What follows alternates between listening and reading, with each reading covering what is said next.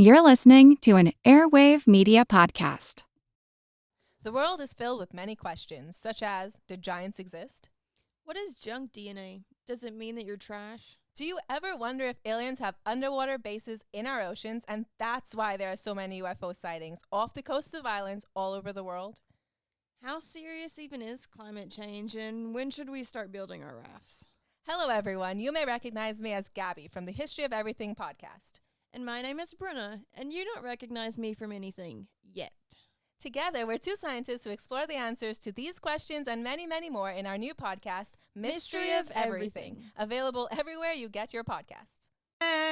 Oh my God, Katie, it's time for another new season of Queen's Podcast. But before we do that, we always like to run a little bit of a spoiler week for you guys. Yes. So what do we have in store for them, Katie? Welcome, everybody, to Queen's Podcast, Wars of the Roses Week. Ooh. Everybody loves a good War of the Roses. Yes, we will be rerunning all of our ladies from that time that we've covered on the podcast so far, leading up to our Season 8 premiere. Nathan, the suspense is killing me. Is it really? I think you already know. Okay, Nathan, so first up in our Wars of the Roses week, whose episodes are we rerunning today? We are going to be rerunning Jacquetta of Luxembourg. Ooh, I love it. We love a witchy woman, allegedly. So enjoy, everybody, and get excited for Season 8. Oh, and Nathan, do we curse on this show? Ferk, yeah. That was me. Ferk, yeah. So if you don't like cursing, this will not be the show for you. Cheers, bitches. Woo! Hi, this is Katie. And this is Nathan. And you're listening to Queen's Podcast, the show about women in history.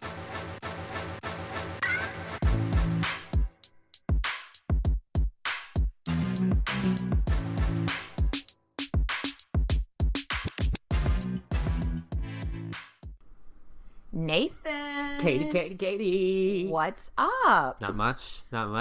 Are you ready to go to the 15th century with me? Let's hop on in our time machine. Yeah.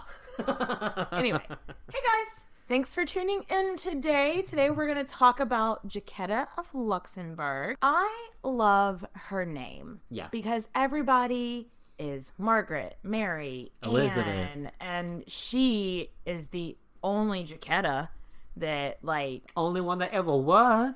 I think there's other No, Jaquettas there's in the other world, ones. but she's probably the only one that we're ever going to cover. Like, Yeah, like she's super just famous. Jump.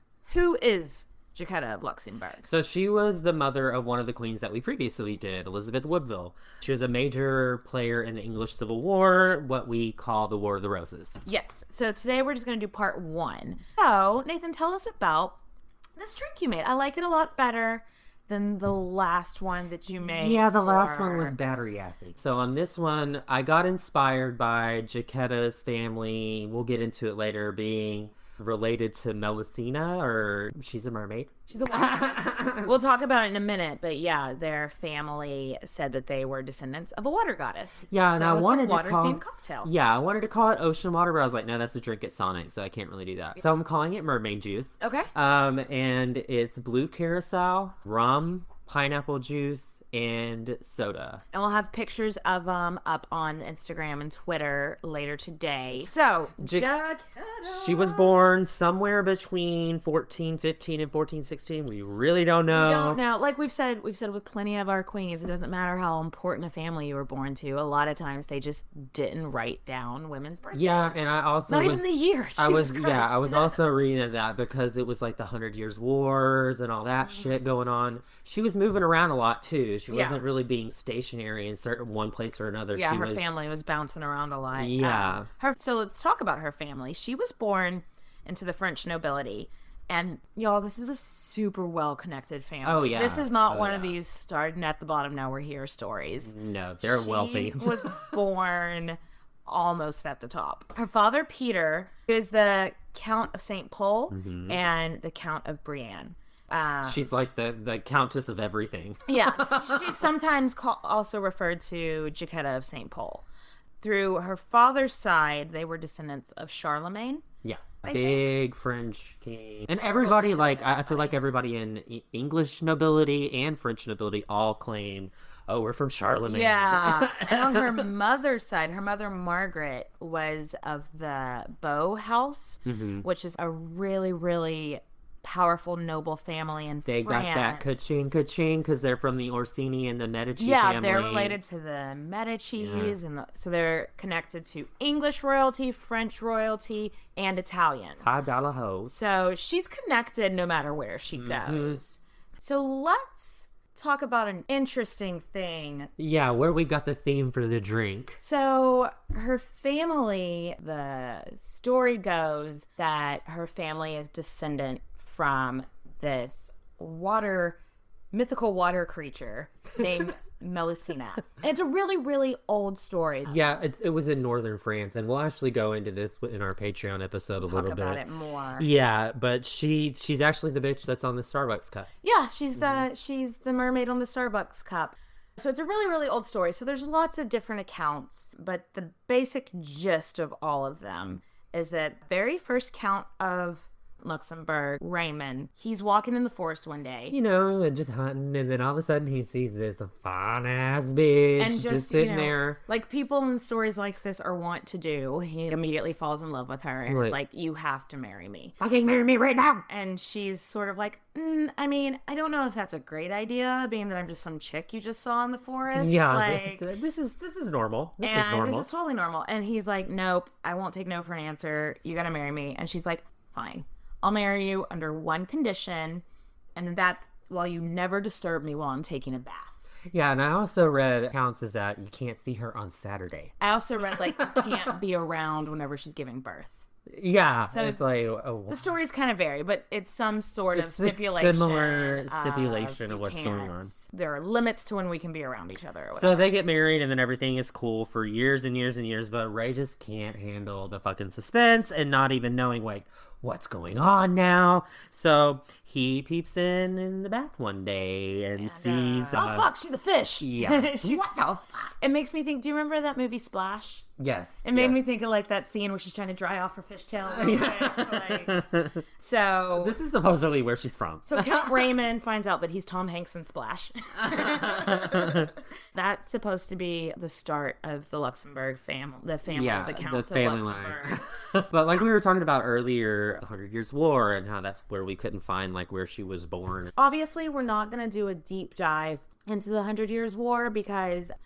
It lasted 100 years plus. It actually lasted, I think it was 113 years. Yeah. And so it was called the 100 Years' Wars. You'll remember our girl, Matilda of Flanders. Maddie.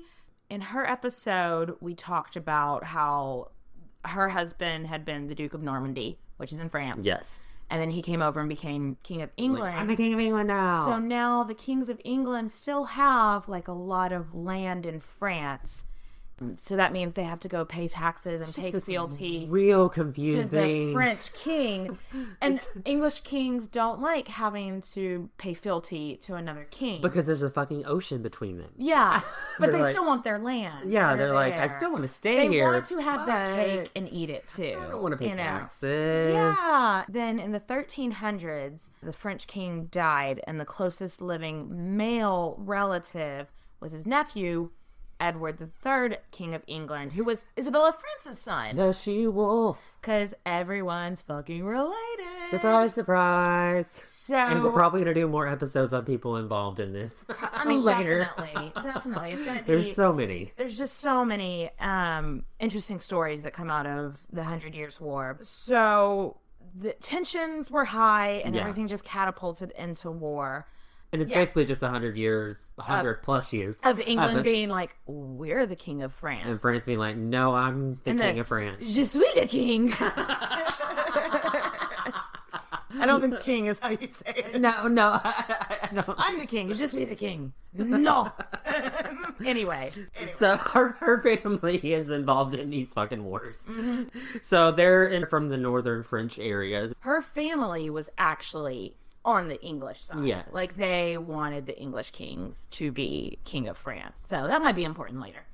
Maybe. You know. Maybe. So we don't really know much about her upbringing, and maybe again it's because she's moving around all the time, and Or they she's just didn't think she would ever be important. So they yeah. didn't And document again, her. history's a bag of dicks, and they don't Bag really of dicks, write bag of anything about women, so Yeah. we didn't know. So, but I think it would be logical to assume that she grew up like with her mother and father, like living with them, or maybe like also with her uncle, who was very powerful and important. Just because usually if children were often sent off to be wards, like we talked about that in the Anne Boleyn episode, she was like how Anne Boleyn was sent off to be a ward in a different place. That was documented. It was never documented anywhere that she went somewhere else for her education. So I think it makes sense to assume that she stayed with her mom and dad, or like with her immediate family, like Her maybe uncle. or something So like fun that. fact about her uncle actually had Joan of Arc. Yeah, and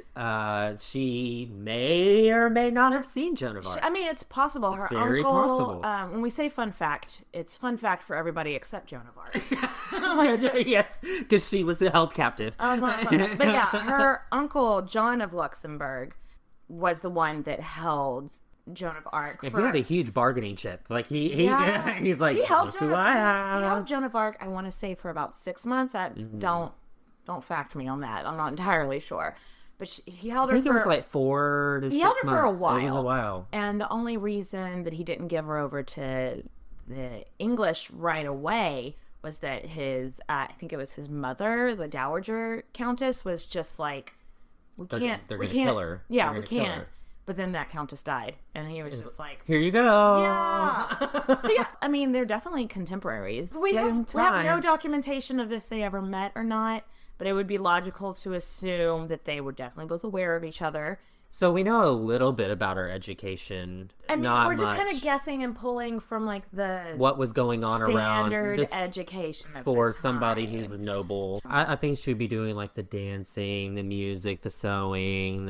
She definitely was literate. Oh yeah, She was yeah. definitely literate. You know, religious studies and stuff She like loved that. books. If anything out of the ordinary for her education took place, we just don't know about it. Yeah, The first thing we can really talk about event in her life is her first marriage. because obviously that was if she's going to be in nobility in northern France, that's supporting England. She's going to find a nice ass man in England, and guess what? She does. Yes. So in 1433, she was 16 or 17, and she is engaged to John, the Duke of Bedford. And this is such a big fucking deal. He is uncle to the English king. He pulls the strings with the king. He really does. No, he was the king of England at this time is a child. And we know, if you listen to our show a lot, you know that child kings usually do a great job. Yeah, wrong. Wrong. So the Duke of Bedford was one of the main advisors to his nephew, who was little baby King Henry. Yeah, And the sixth. yeah. And so John, the Duke of Bedford, is basically mayor of France. Yeah. Like they send him over France, and they're just like, make sure, don't fuck anything up. Like, Yeah. just like make sure that the troops are paid, make sure that you keep the French in line, and try to like keep war at bay. He's basically the mayor of France as far as the eyes of the English. And he had been married before to a lady named Anne. Yeah, Yeah. this is weird to me. We already mentioned that England's big allies in France were Burgundy and Luxembourg. Yeah. So he had been married to Anne, who was the daughter of the Duke of Luxembourg. And they had a very happy marriage. Yeah. They didn't have any children. Which is a big deal. Yeah, which is a big deal. Whenever you're a duke and you have like a line to carry on. So Anne dies, and you're supposed to wait a year to remarry. Yeah, I mean that's. Even now, it's a little weird if you remarry that fast. Yeah, you know? especially for being in love before. Yeah. Like that's kind of weird. And so he breaks protocol and arranges his marriage to Jaquetta like only 4 months later. yeah, So anyway, John loved to read. he had one of the largest library collections in all of Europe. Yeah, and it wasn't just like Jesus centric. Yeah, usually these large libraries were religious texts, but he was into astronomy, philosophy. Controversial, very controversial. He had an alchemy lab, and he would hire astronomers and astrologers, which I think were kind of the same thing at that time, to make charts. That was controversial, like you said. Yeah, very controversial. Alchemy, astrology, that is like next door to witchcraft. Yeah. If he wasn't a duke and somebody would have found his alchemy lab, they probably would have been like, he's a witch. Exactly. So I don't know if his family just didn't know about his like alternative interests or if they just looked the other way. Yeah. Also, he was a tough fucking general. He was a very good general. He took no shit from anybody. He was a stern man. I could see Jaquetta being all 16, 17, being kind of freaked out to go marry this guy who's a tough general like that. Yeah. I mean, she would have always known that she was not going to have an opinion on who she got to marry. Of course. She would have always known that, and she would have probably guessed that she was probably going to be married to an old man because that was kind of like the dumb thing back then. Mm.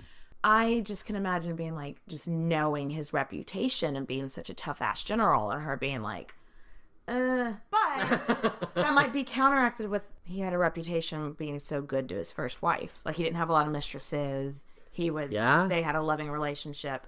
So uncle to the king, like, yeah. Come on. Well, regardless of how she felt, her family was like fucking jackpot. We don't have a whole lot of details of the wedding, but it was secret. But you would have to assume it was lots of feasting and of course. Dancing. Of course. They got married on April 20th, 1433. 420. They probably had a bedding ceremony because that was just custom. But not creepy. They'd put the couple to bed and then close the door and leave them. Lights out, wink, wink, knock, knock. Have a good night, guys. Not like Catherine de Medici sitting and watching. Like, okay, please consummate your marriage so we can all watch it. That's weird. Praise Jesus. She was not subjected to that. Hey, Queens, it's Katie. Are you tired of hormone-related struggles messing up your day? Meet Hormone Harmony. Whether it's mood swings, bloating, or just kind of feeling off, Hormone Harmony has you covered. Okay, but what is it? Hormone Harmony is a formula developed by Happy Mammoth, a supplement company dedicated to making women's lives easier. Hormone Harmony contains science-backed herbal extracts called adaptogens. Now, here's the beauty about adaptogens.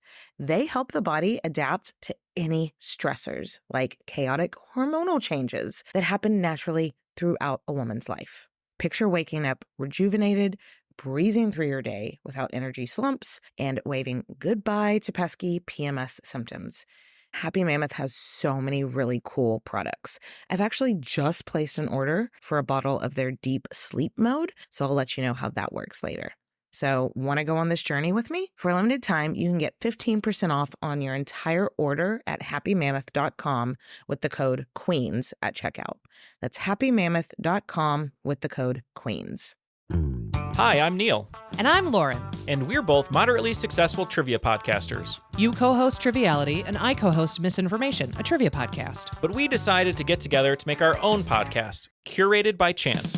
Because we both love to talk about the topics we know a lot about. I'm an art curator who also teaches art history to engineers. And I'm a filmmaker and author who loves movies. But Lauren hasn't seen a lot of movies. You're telling me you seriously have never seen North by Northwest or The Devil Wears Prada? What's that? And Neil doesn't know a thing about art. So every week we use 3 random prompts from our trusty algorithm Chance, designed by a NASA scientist. The great curator. That will help us come up with weekly topics to tell each other about, whether it be an artwork, a movie, a book, a pop culture event, a Broadway show, or even a TV show for dads, like Bosch. So listen in every week to join us, 2 good friends with generalized anxiety disorder who aren't going to apologize for excitedly talking about the things we love for the first time in our lives. They made a TV show about Hieronymus Bosch? Not the one you're thinking of. All right, so now our sweet baby Jackie is officially the Duchess of Bedford. BFD. Big fucking deal. Yeah. She is the second highest ranking lady in England. Right behind the king's mother. The king's mother is the only person that outranks her in England. And in English eyes, she's the highest ranking lady in France. Soon after the wedding, they traveled to Paris and they stayed in the fucking Louvre. The Louvre, honey. The Louvre? Louvre, honey. You know, I think it's really interesting that she grew up in a time of war, but Luxembourg seemed to never really have it. Like, it never actually touched them. Yeah. It's not something that they saw firsthand. But now she's traveling to Paris with her husband, and he has to put down a revolt in Paris. And so all of a sudden, the war is real to her now. It's like, she has in front of her face. She sees it. It's like they're basically on their honeymoon, and she has to see her husband be that tough general that he is and put down a revolution. That's very intimidating. Yes. You're all like, I'm 16. We're 17. I don't got my new car. Yeah. Yes. So no, it wasn't pretty. But speaking of things that were pretty. Nice segue. She would have started to be familiar with John's squire, this guy named Richard Woodville. Dick Woodville? Okay. What we're getting at is that in his employ, John the Duke of Bedford had this guy named Richard Woodville, and maybe he'll be important later. So she goes to meet the royal family, and they had on a boat to England. Yeah, they hadn't really been married that long, and now let's hop on over to England now. Meet the fam. Yeah. They travel to England, and she's introduced to the king and the Dowager Queen. The king at this time is 12. Yeah, baby and child. He loves Jaquetta. I mean, of course he would. Like, they're closer in age than anyone else around. Yeah, 12 like and all his 16 or advisors are like 17. 40 years old. Yeah, so she's like the only other like youthful person really Yeah. kicking around, and she was probably smart and intelligent. You know, of course he would love her. There's nothing not to love about her. And most people loved her too. So. Yeah, but she was a big hit with the British family. So Yeah, and luckily, like at this time, whenever she's over in England, there's like a huge fucking plague in Luxembourg where she's from. She really lucked Dodged out. the bullet. Yeah, She absolutely big fucking time. So, and sadly, her dad ended up dying from that. she couldn't go and be at the funeral. Obviously, one, because I don't want to get the plague. I don't want to get the plague. And, Number two, it's a really long trip. It is a long trip. And so the king made sure at St. Paul's Cathedral that they did like a little service for A her. mock. Yeah, just like did a little like service for Jacquetta's dad. It just shows how eager her husband's family was to take her in. And I think that's really nice. Because she must have been like a stranger in a strange land, and they were like really good to her.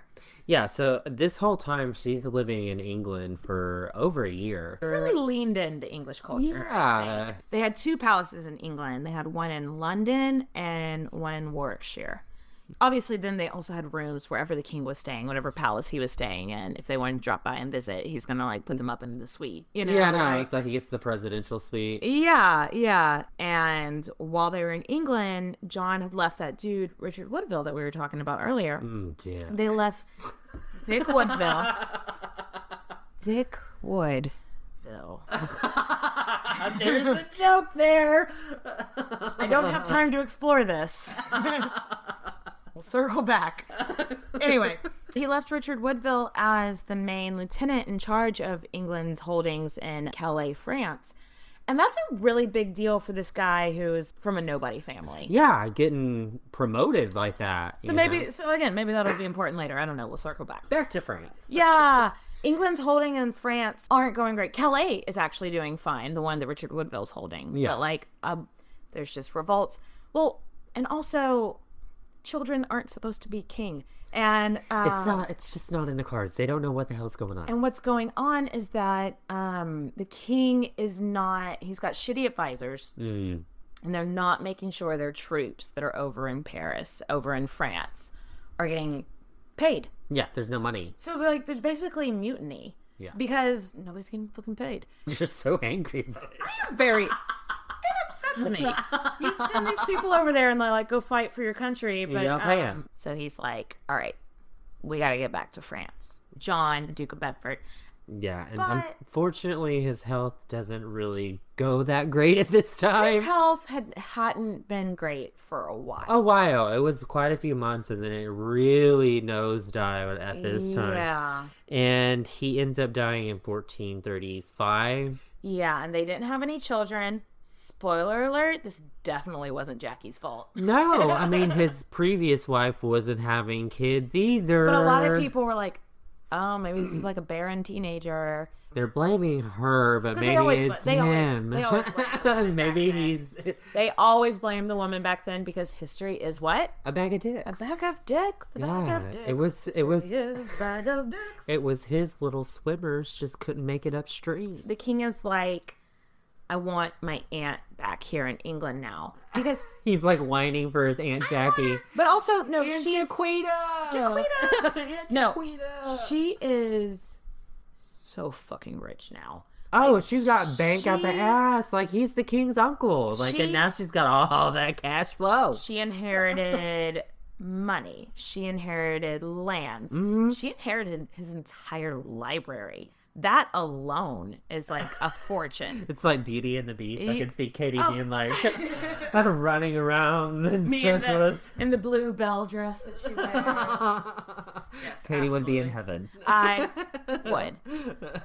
And unless there was just a bunch of books on alchemy, and I'd be like, fuck. Right? What the fuck is this? Yeah, the king is like, we need to get Jaquetta back over here because he really liked Jaquetta, but also his advisors are like, we need to make sure that her family doesn't try to arrange a marriage for her over there. We need to keep this money in the family. Yeah. We need to marry her to another English duke or earl or count or some shit like that. So Henry ends up picking up his cell phone, giving little Dick Woodville a call, being like... He calls up Richard Woodville and is like, hey, I need my aunt over here, and I can't trust just anyone to bring her over here because she's so beautiful and they're going to fall in love with her. And you have always been, like, a loyal servant to us, so I'm going to trust you with this. Like, whatever you do, just don't fucking marry her. Yeah, and then so Dick ends up being like, okay, yeah, totally. Yeah, I'll bring her over. Say no to the king. And she's like, oh, shit, he cute. So let's talk a little bit about Richard Woodville.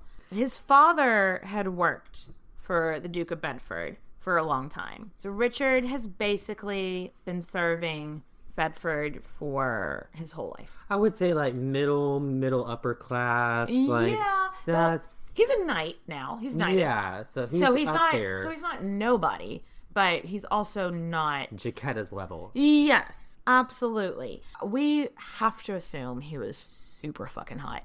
He was either in his late 20s or very early 30s. But we also have to assume that she is super hot too. I think we can both assume that they're both sexy. Smoking. And on this trip over, then they fall in fucking love together. Of course they fall in love. She's a teenager. And he's like, he's about a decade older than her. He's not But too still, much. That's better than Way by better those than, times. Yeah. She's been married to a sick old man. That's all she's ever known. And so now she's alone with this hottie. He's an impressive soldier, so we know he's brave and strong. Yeah. He later on, like just from the kind of relationship they have, we have to assume that he's kind and he's really nice to her. Mm-hmm. Of course she's gonna fall in love with him. I know, and of course they have a secret marriage. Yeah. This happens a lot in this family. Yeah, absolutely.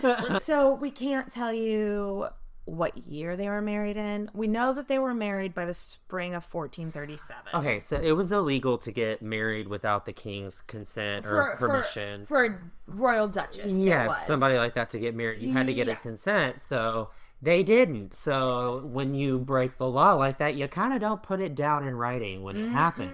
So that's why we really don't know. I got spring. That's whenever what I was reading was more in spring. That's what they told everybody. By 1437 spring. I mean, for all we know, they could have been married for 6 months whenever I'm not said anything. We don't know for sure if she was pregnant before or after they got married. Shotgun wedding. Maybe. Yeah, I baby. do know. Like they went to confess to the marriage, and Jacquetta's brother, who's now running her dad's old position. So the whole court of Luxembourg is like, you need to annul this marriage immediately. Yeah.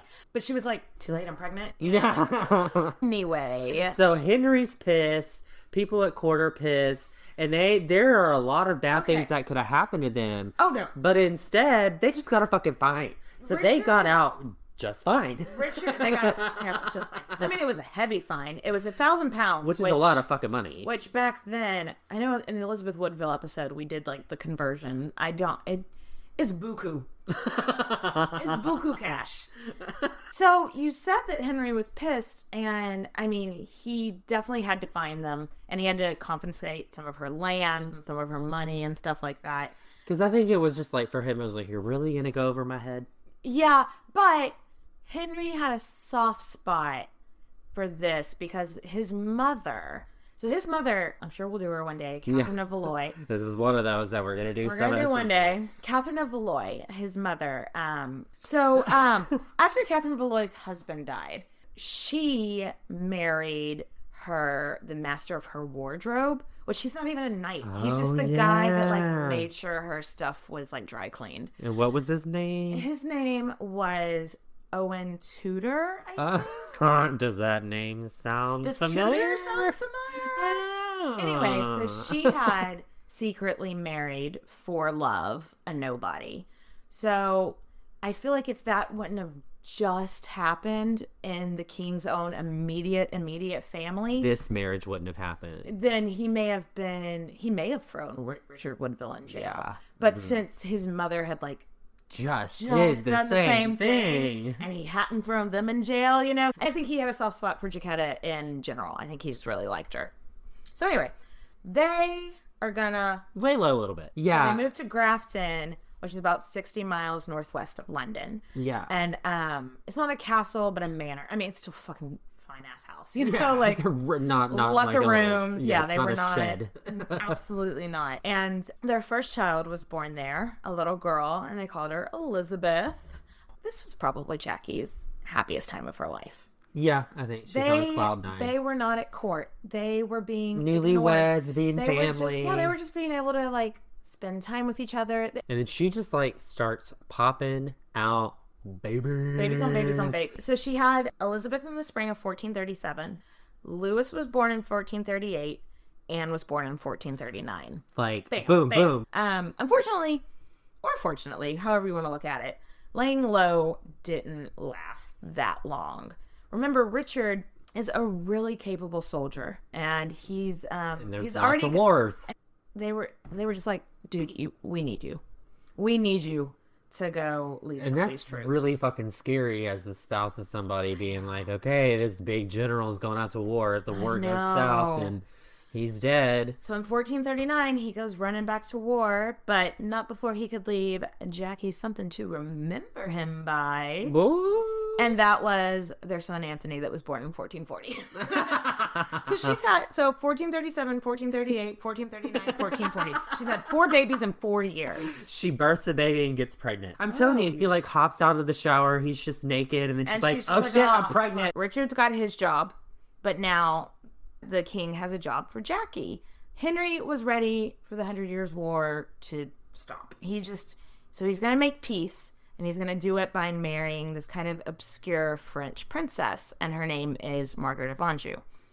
You may have heard of her. Yeah. In 1444, Henry asks Jackie, he's like, look, I'm going to marry this chick, Margaret of Anjou. I'm going to send like a big crew to go pick her up and bring her back to England. He's like, you guys are going to, I think y'all are going to have a lot in common.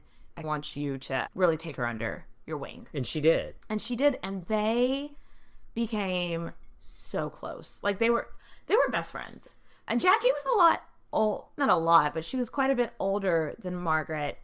I feel like they took on like a sister relationship, a mentor relationship. So do you think Jackie was definitely the older sister, right? Oh, definitely. Because she would take her under her wing and be like, look where you've done this. I moved from France to England. I'm going to teach you the customs. I'm going to teach you the ways. And so she was really lucky to have Jaquetta to be there to show her the ropes. And Jaquetta was pretty lucky because now the queen's obsessed with her and she's getting promotions. Yeah, she's at the top of the heap, baby.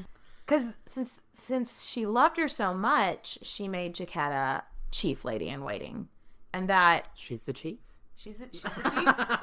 That is a big pay increase. Yeah, get that money, honey. Get that money, honey.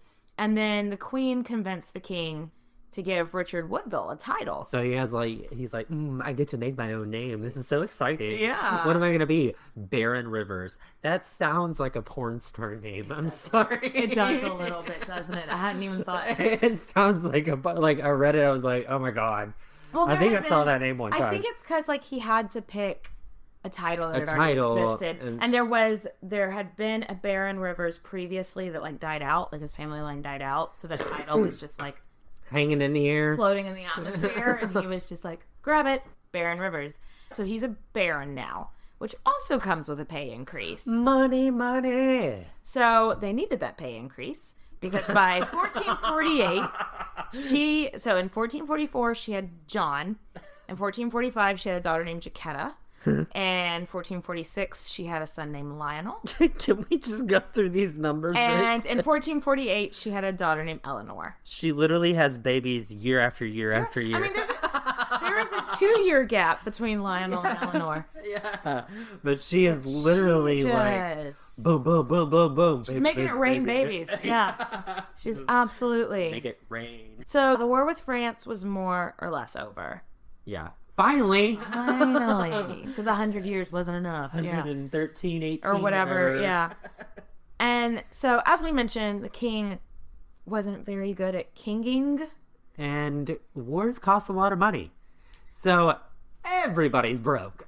The country is so poor. He married Margaret of Anjou to make peace, but usually when a king marries a foreign bride, it's because that country is going to give them a huge dowry. She didn't come with, that's his advisors. That's his advisors. His advisors didn't do a good job. Yeah, I'm sure when we do the Margaret of Anjou episode, eventually we'll learn more about why. But she basically, her dowry was like a gift card to Lowe's and like a coupon to the Olive Garden. Like it wasn't endless soup and salad. You know what? I'm sorry. I may marry her. I think what it really is just the salad with like the little pepperoncinis in it. You know what I mean? Those little spicy. It's that it's endless is the thing. God. Anyway, so Olive Garden, if you'd like to sponsor us. Anyway, let's move on. We have digressed into Olive Garden. So, actually, something I didn't put in the notes at all, but I kind of want to... Do you mind if I do a digression about like something crazy that happened at court around this time? Yeah. Go for it. She had been married to the Duke of Bedford, but there was another royal duke, the Duke of Gloucester. His wife got charged with witchcraft around this time. Of course. So there was like this huge trial, and the wife got found guilty of witchcraft. The wife that got found guilty of witchcraft had to do like a Cersei Lannister thing where you walk through the street, not naked, but barefoot and like just your nightgown or whatever. Then she got put in life in prison and had her marriage annulled to the Duke. I'm just wondering if Jackie's being like, fuck, I've got all these books on alchemy. Oh, God. I didn't think about that. I believe people would know that her ex-husband had been into alchemy and shit. So I don't know, but I think I'd be like, let's put those underneath the bed. Let's get rid of these. Let's bring these to Goodwill. Let's burn those books and burn our bras. Exactly. Anyway, so that's just something that was going on at that time that I thought was interesting. Henry just really sucks at being king, and the country's broke, and people are starting to get really pissed off at him. They don't like him very much. So there's a little bit of a revolt with the Yorks. There's just like a mini peasants' revolt in London. We don't know for sure if Jackie was there, but her husband definitely got like held up in the Tower of London while it was happening for a while. The whole thing was that they were just like, your advisors suck, get new advisors. And it's true. But if you actually look at the line of succession, until Henry has kids, the next person in line is this guy named Richard, Duke of York. Richard, Duke of York had a good head on his shoulders. He was not frivolous. He thought about the common people. So it's really no surprise that people were like, we want this guy helping you out. Yeah. The other guy was like, what, 12? Whenever he started running the country? Like he was he was a baby when he started running the country. Though by the time of this revolt, he was probably like 25, something like that. But still, as we've discussed, like... They're all bad kings. The baby kings are whenever all bad. you become king as a child, they're almost always suck at it as an adult. Yeah. I'm sure there's an exception that we haven't come across yet, but so far, all the ones we've come across... are bad. Yeah, they're not good at it. Because they don't grow up seeing your father be king, you have a good example of what's going to happen. But instead, you've just been king since the day you were born, and you don't know how the fuck you do it. What the fuck you're doing. Yeah. So anyway, Duke of York, Henry VI and his people are the Lancastrian branch of the royal family, and their cousins are the Yorks. The Yorks. They're all Plantagenets. Yes. And then there's two branches of the Plantagenet family, the Lancasters and the Yorks. Not to be confused with the Lannisters and the Starks.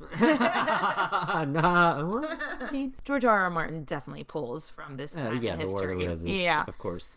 Yeah, remember Izzy of France's son, Edward III? Yeah. Well, he had lots of kids, but specifically, one of his sons was the Duke of Lancaster, and one of his sons was the Duke of York. And just long story short, they both think that they deserve the throne. Yes. That's long story short. And honestly, I think if Henry VI would have just chosen Richard, Duke of York, as his main advisor, the whole War of the Roses could have been avoided. Yep. It's usually something whenever you look back in history, if you're like, this one little thing was tweaked. It could have been avoided. So the Woodvilles are strictly Lancastrian. Lancastrian to the max. I mean, why wouldn't they be? Yeah, they're supporting Henry right now. Yeah. Henry set up all this stuff, so they're behind him. Bite the hand that feeds you. Yeah, that's true. Speaking of feeding people, in 1450, she gives birth to Margaret. And in 1451, she gives birth to Martha. That year after year, she's just like, boom, boom. Boom. Like, when she wants to have a baby, she wants to have a baby. Well, also, I think also her and her husband just really fucking loved each other, and there was no form of birth control that they knew. So it was just a sign of that it was obviously a love match. I feel like every time they got together, they must have been... Boing, boing, boing, baby. Boing, boing, boing, baby. You should teach a sex ed class. It'll be theater and dance. Boing, boing, boing, baby. Absolutely. 100%. King Henry hops on the crazy train. God, y'all. So Henry has, I don't know what you would call it now. A lot of these royals do have mental disabilities. Because they're so fucking inbred. So you hear a lot about there's a king of France who thinks he's made of glass. So Henry has, they still have some holdings in France. And they learn that they've lost Bordeaux, which is a huge holding. He doesn't have Bordeaux wine anymore. I know. I mean, I would throw He's got to pay tariffs on it. I would throw a temper tantrum too. And so what he did was go completely catatonic for like a year and a half. Like, he wasn't sleeping because sometimes he'd have his eyes open. No, they were like literally having to change his diaper. Yeah, he wasn't in a coma is the thing. He was just completely catatonic. Yeah, they would have to like pour soup down his throat. Yeah. Campbell's chicken noodle. I'm sure that's what it was. It was absolutely. They were like, run to the store, give me some Campbell's. Stock up on the Campbell's. No, but this is... But also, he may as well be dead. Yeah. And I really think everybody in court was just waiting for him to die. I believe one of the castles that he was in is supposedly haunted by him being in one of these catatonic crazy states. Oh. I think there's a castle, I forget which one it is. When we do the Margaret of Anjou episode eventually, we definitely need to do a deeper dive into whatever the fuck happened with Henry in this period. But there's some crazy shit that goes down with him. But, so, Jacquetta's mistress...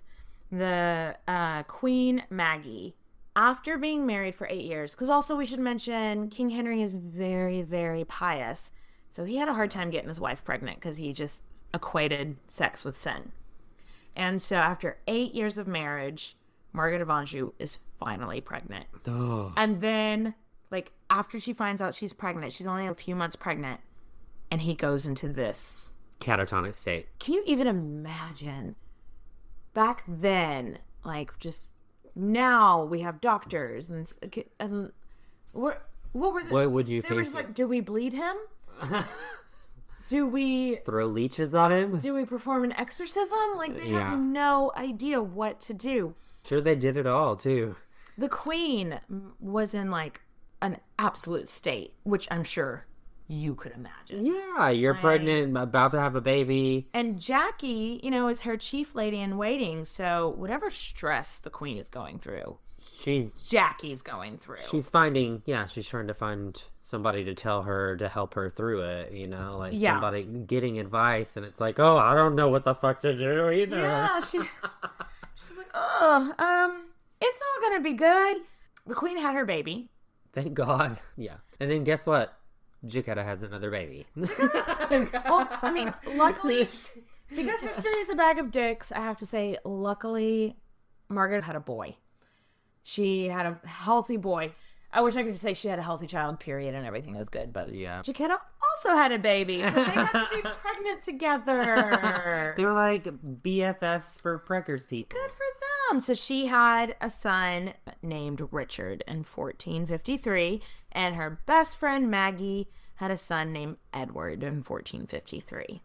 So while all this happy shit is going on, the Duke of York is like gaining more and more support in the background. Can you blame the people for going after this smart, capable, doesn't have a spot on his reputation Duke of York against a catatonic man-child? Basically. I mean... that is what it is. Anyway, Henry wakes up. Yeah, Henry wakes up. Boop, I'm no longer... 1454, Christmas Day. He wakes up. It's a fucking Christmas miracle. Jackie has been holding poor Maggie's hand for a year and some change. And she's had this baby. Can you, even imagine the pressure that both Jackie and Maggie have been feeling? Because everybody's basically just sitting around waiting for the king to die. Yeah. And are you going to have a healthy son? Are you going to have a healthy son? See, I don't think it's stressful for Jackie as much as it did for Maggie. Oh, it's definitely more, But Maggie's putting the stress out on Jackie, too. And also... Jackie has babies and she has them fine. Oh, no. I don't think she was worried. That's not the stress on Jackie. The stress on Jackie is all of Jackie's fortunes come from Maggie. Yeah, you're right. So if the queen ain't happy, ain't nobody happy. You know what I mean? Yeah. But so he wakes up, and everybody just kind of goes, thank God. Except for all the people that don't want him to be king anymore. So like we said, more and more people are supporting the York family. Woodvilles are no. These are our friends. These are our kinsmen. We're supporting the Lancastrian faction. Yeah, they married their oldest daughter Elizabeth off to a Lancastrian family. Yeah, so the daughter Elizabeth is just as fertile as Jackie was. And then boom, a few years later, she has another baby. Jackie's a baby. Jackie's a grandma. And yeah, the family that they married Elizabeth off to is a really Lancastrian family as well. Yeah. So they're just making themselves a little Lancastrian army here. And Jackie's not done yet either, though. She is Miss Fertile Myrtle. So 1454 to 1458, she had Edward, Mary, and Catherine. Make it rain, make it rain, babies. Catherine was her last child to have. She was 43. Yeah. When she started having babies, she was 22. And she was pregnant almost every single year. She did have one child that didn't make it to adulthood. Their firstborn son did die at age 8 or 9. So, but out of 14 kids, 13 made them to 14. Back in the time. If you go back and listen, can you just even think about this? So you go back and listen to the Catherine of Aragon episode. Mm-hmm. And how just all these pregnancies, and she false had pregnancies, one child. That was more common than having 14 children that lived, 13 of which lived to adulthood. Bitch, what planet are you from? So there's some good stock. That's what I'm getting at. So one more promotion. Richard is given this new promotion where he's the constable of Rochester Castle. And the way that Rochester Castle is positioned, and they can see France. Yeah, it's on. It's over the coast. Yeah. So that post is usually supposed to be so you can keep an eye on Europe. Europe. Just Europe in general, and make sure no one's coming for it. However, it was actually a post to keep an eye on the throne.